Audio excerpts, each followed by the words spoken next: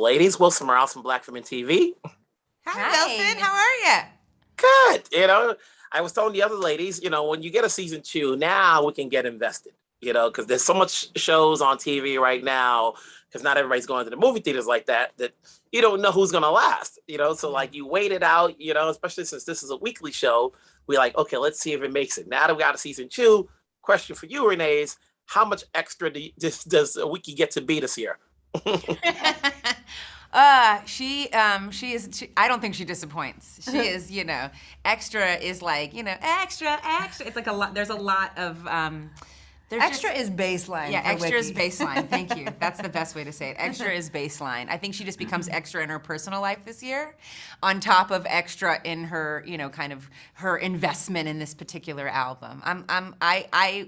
It was a discovery for me every time they dropped a new episode in our laps.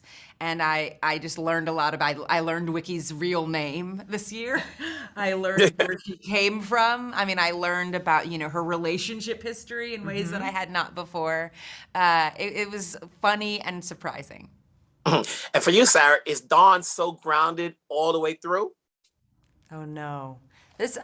We see Dawn kind of come a little unhinged, for Dawn in this season. You see her get rattled. She really takes ownership of her role as songwriter, and that gets threatened in some ways. And she kind of wigs out about it. And so you see her bad behavior a little bit this season, which I kind of love, because I think she, as sort of messy and neurotic as she is, she's got a good heart, but she steps in it and she gets called out on it. And I love that, because it also is, it's her these relationships are deepening, and you're getting to see the women get a little more honest with each other, in addition to being more honest with themselves. So it's a cool combination of the roots are deepening in this season.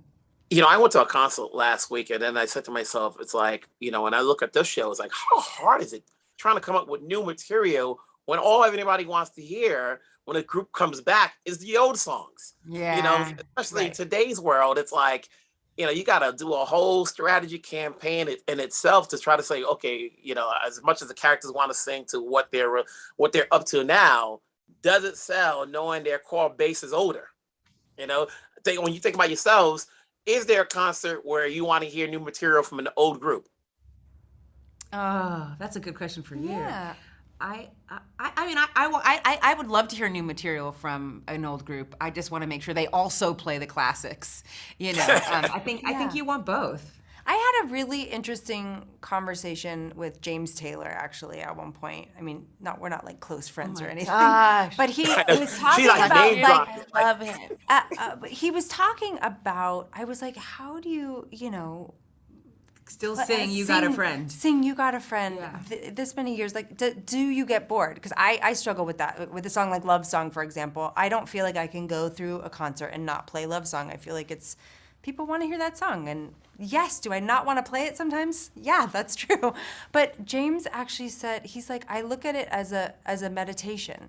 I just want to come to this material and honor it, and honor its relationship to its audience, in a way that's like, if I can just come and not make it about me.